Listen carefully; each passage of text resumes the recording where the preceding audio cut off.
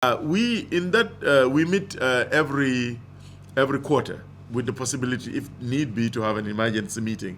We have always raised. I will not just shy away that we monitor, because in that multi-stakeholders committee, we have implementers, and the Minister of Justice is part of that.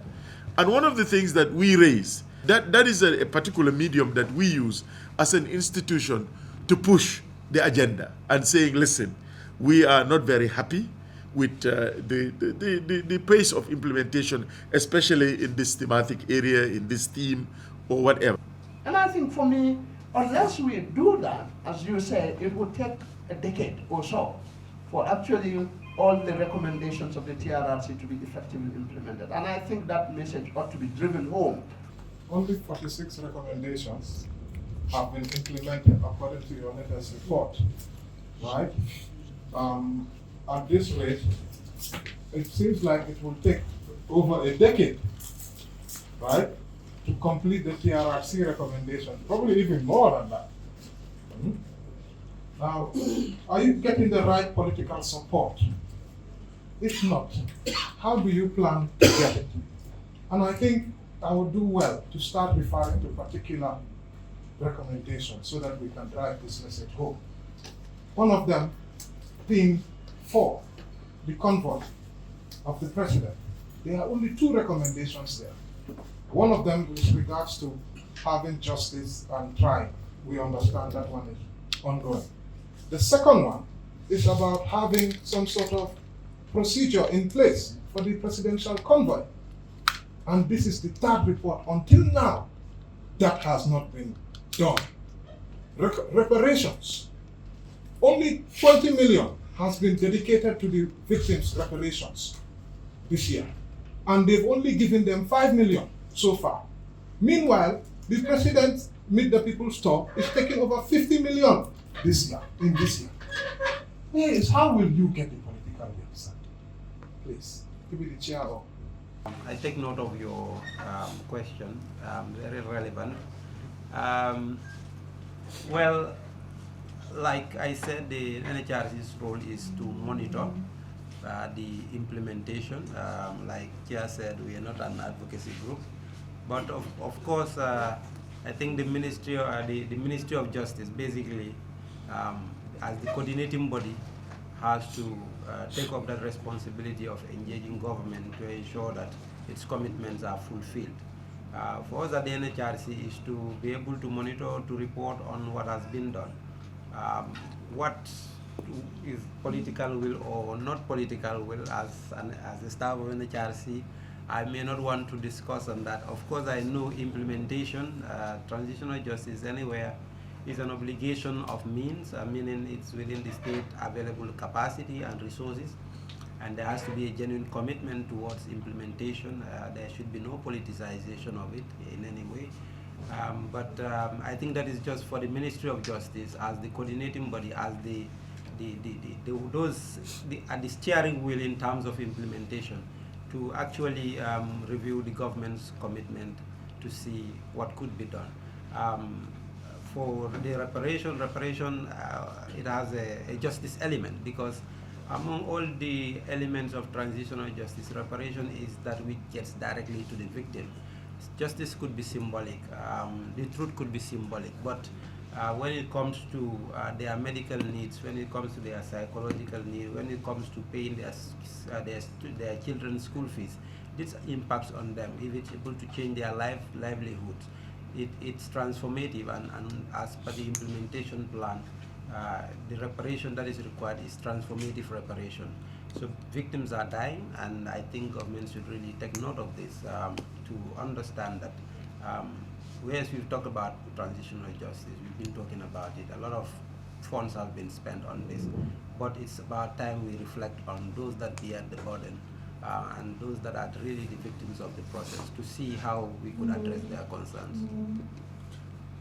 Okay, maybe just to add a few words and then give to my commissioner there. I think your observations are very valid. The slow pace of implementation, and having said that, we have also seen of recent and a slight acceleration, especially, those 4 pillars of TJ that you have. We finished the TRRC that came up with the recommendation. Then we went through the process of reparation, which is one. We're happy finally that at least we have the commission. The issue here is it enough resources given to that, so that especially the area of compensation. Of course, we know that reparation, as we always say, is not only compensation, but it also forms a big chunk of it. I think what you're raising, Flex, is that it's an issue of prioritization. I think that's your point, is that the government, yes, is putting money, but the money is not enough.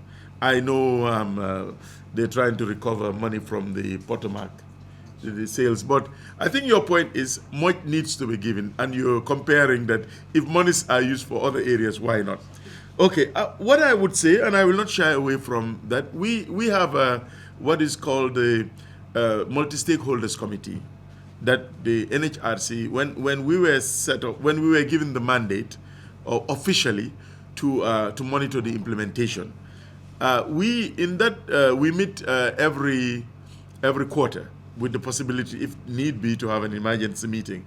We have always raised, I will not just shy away that we monitor, because in that multi-stakeholders committee, we have implementers, and the Minister of Justice is part of that.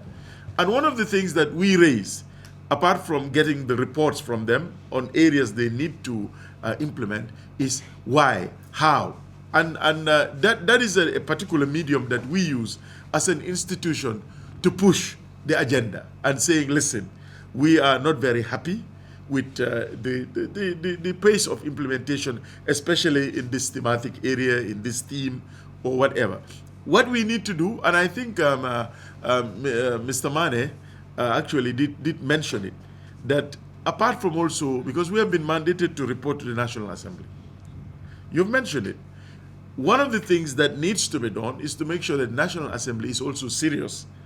You cannot give us a mandate to do something. We come back to you telling you that these are the challenges. What else are you doing? So I think from the level of the NHRC, apart from a multi-stakeholders committee, we should, on our own volition, push the National Assembly and say, listen, this is where we are with this. You need to push. Get the executive to do X, Y, and Z.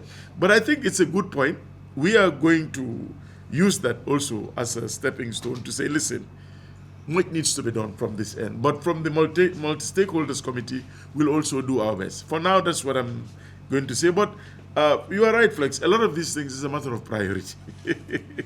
And you have observed that prioritization needs to be given to reparation. And we need to, because if you look at the donors themselves, there's one area that they shy away from. If you look at the TJ pillars, they may want to fund, they may want to help accountability. And usually when you talk about accountability, you're talking about the prosecution area.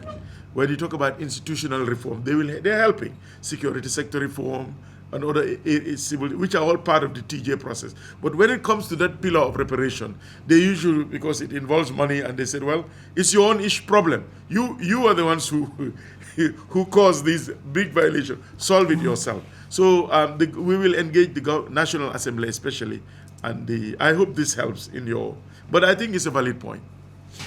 It's relating to the question and the Commission's concern regarding the implementation. As the Chair has said, I think it's an issue of prioritization.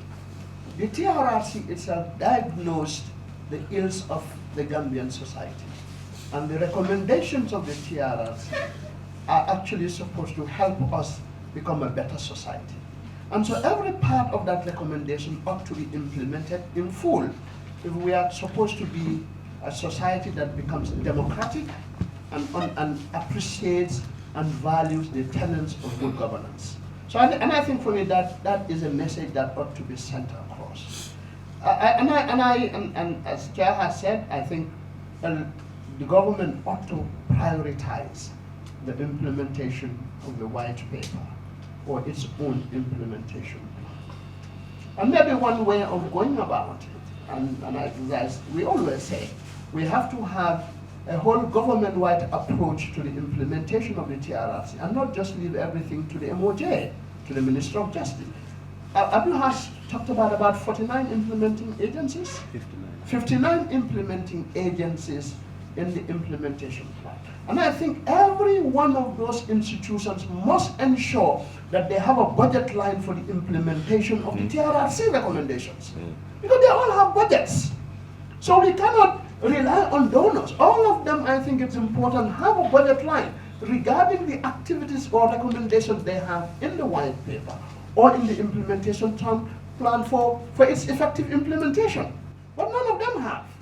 And I think for me, unless we do that, as you say, it would take a decade or so for actually all the recommendations of the TRRC to be effectively implemented. And I think that message ought to be driven home for each one of the 59 implementing partners to have a budget line every year for the implementation of their activities in the implementation plan.